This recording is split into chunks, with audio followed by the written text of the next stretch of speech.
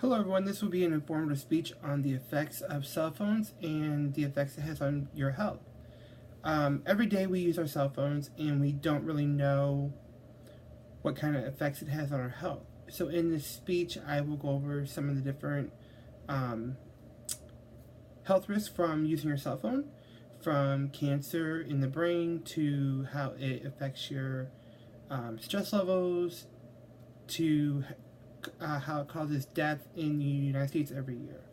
So let's get started. It can increase your stress levels, and the way that happens is the high levels of frequency in cell phones can have a negative effect on your stress. The reason this happens is when your phone rings or vibrates, it causes the person using their phone to be on edge. This was proven when a study was conducted at the University of Gothenburg, where Sweden researchers examined if there is a direct link between the psychosocial aspects of cell phone use and the mental health in young adults. The people who took part in the study included 20 to 24-year-olds in which they responded to a questionnaire. After a year, they found that high use of cell phones caused stress and sleep disturbance for women. And in men, it caused symptoms of depression and sleep disturbance.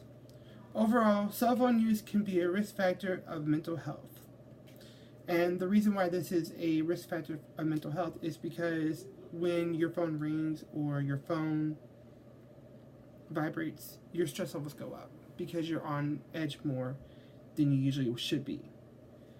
So the best way to not have your stress levels go up is to not worry about what that message says or who's calling you. Maybe reject it. Who knows? This leads into how your cell phone can cause how it can increase brain cancer. Cell phones have become part of our daily lives, which has led researchers to look into the effects cell phones has on cancer in the brain. The reason for this is because cell phones give off radiation, which has been classified as possible human carcinogen by the World Health Organization. This is all true because a 2-year study conducted by the Radiation Nuclear Safety Authority in Finland found brain tissue damage might be caused from radiation in mobile phones. So every time you use your phone, put it up to your ear or talk to someone, radiation is going into your brain, which could eventually cause brain tumors. It could cause cancer in the body. It can cause a lot of problems, brain damage to your brain tissue. So maybe try out Bluetooth headphones, something like that, that could possibly, help with to keep the radiation away from your body, where you're not having your phone up against your ear. Leading into the next point, and this is called text neck, which I never heard this term before, but it's interesting to have learned about this. The term text neck was coined to describe neck and shoulder pain that we encounter because of the position we assume while texting or emailing. The human head weighs 10 pounds when it is in the neutral position, but for every inch that we tilt our head forward, the pressure on our spine doubles.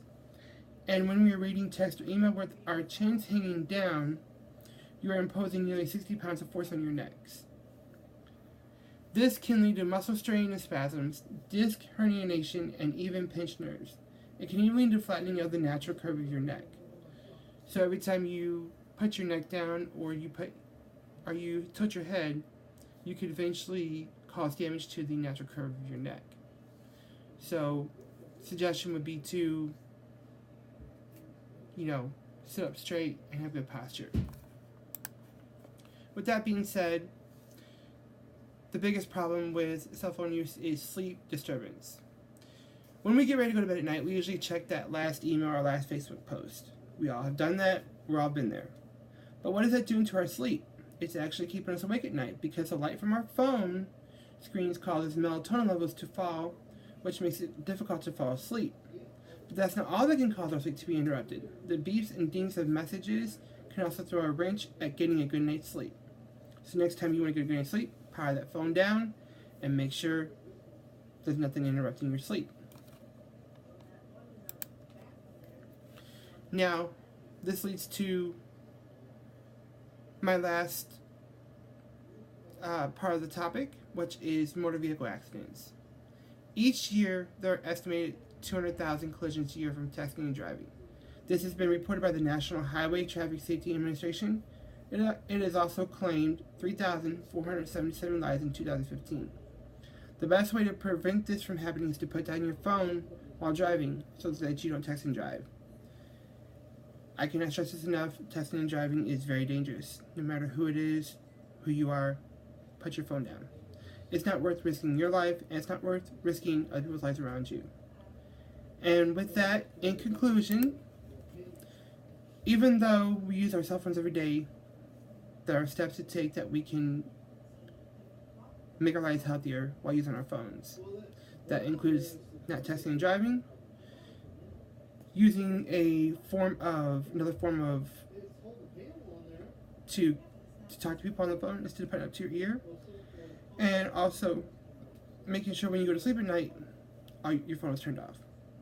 I want to thank you for watching this video and listening to my speech.